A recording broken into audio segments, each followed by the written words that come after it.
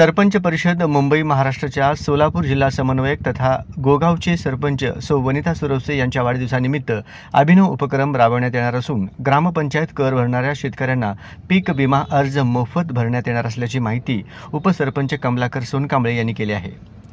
जिल्हा परिषद शाळा गोगाव येथे सरपंच सौ वनिता सुरवसे यांच्या वाढदिवसानिमित्त विविध कार्यक्रम घेण्यात आले। यावेळी सर्व मुलामुलींना शालेय साहित्य व खाऊ वाटप करण्यात आले। यावेळी बोलताना कमलाकर सोनकांबळे म्हणाले की सरपंच महिला असूनही गोगाव गावाच्या विकास कामासाठी सतत प्रयत्नशील आहेत। गावात मोठ्या प्रमाणात विकास कामे प्रगतीपथावर आहेत। सरपंच यांच्या वाढदिवसाच्या निमित्त गावामध्ये 101 वृक्षाचे रोपण करण्यात येणार आहे। यावेळी महाराष्ट्र राज्य मराठी पत्रकार संघ मुंबई व सिद्धार्थ सोशल फाउंडेशनच्या वतीनं सर्व मुलामुलींना शालेय साहित्य व खाऊ वाटप करण्यात आले।